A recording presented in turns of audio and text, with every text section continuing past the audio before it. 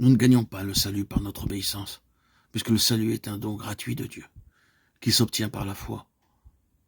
Par contre, l'obéissance est le fruit de la foi.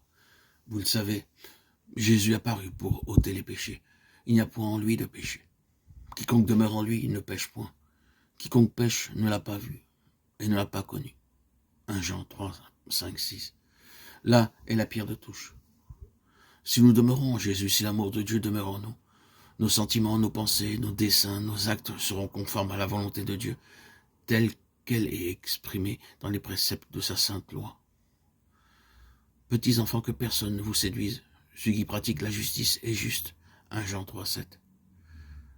La justice est définie par la sainte loi de Dieu, énoncée dans les 10 préceptes donnés sur le mont Sinaï. La prétendue foi en Jésus-Christ, qui délie les hommes de l'obligation d'obéir à Dieu, n'est pas de la foi, mais de la présomption. C'est par la grâce que vous êtes sauvés, par le moyen de la foi. Mais la foi, si elle n'a pas les œuvres, elle est morte en elle-même. Éphésiens 2, 8, Jacques 2, 17. Avant son incarnation, Jésus disait de lui-même, « Je veux faire ta volonté, mon Dieu, et ta loi est au fond de mon cœur. » Psaume 49. Et au moment de remonter au ciel, il faisait cette déclaration, « J'ai gardé les commandements de mon Père et que je demeure dans son amour. » Jean 15, 10. Si nous gardons ces commandements, par là nous savons que nous l'avons connu, dit l'Écriture. Ce qui dit qu'il demeure en lui doit marcher aussi comme il a marché lui-même. 1 Jean 2, 3, 6. Christ aussi a souffert pour vous, vous laissant un exemple, afin que vous suiviez ses traces. 1 Pierre 2, 21. Les conditions de la vie éternelle sont aujourd'hui ce qu'elles ont toujours été, ce qu'elles étaient au paradis avant la chute de nos premiers parents. Une obéissance parfaite à la loi de Dieu, une justice parfaite. Si la vie éternelle était accordée à d'autres conditions, le bonheur de l'univers tout entier serait compromis. Le péché, tout son cortège de maux et de souffrances, serait immortalisé. Avant la chute, il était possible à Adam d'acquérir un caractère juste par l'obéissance à la loi de Dieu. Mais il échoua. Et à cause de son péché, notre nature est déchue, et nous sommes incapables de nous rendre justes par nous-mêmes.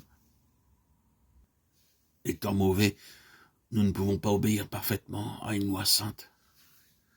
Nous ne possédons pas de justice personnelle qui nous permette de répondre aux exigences de la loi de Dieu. Mais Jésus-Christ nous a préparé une issue.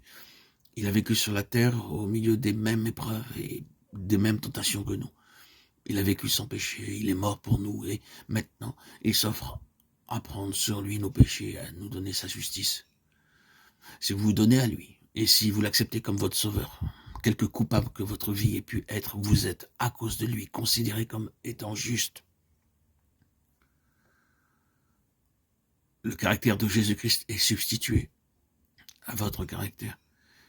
Et vous avez accès auprès de Dieu comme si vous n'aviez jamais péché. Il y a plus.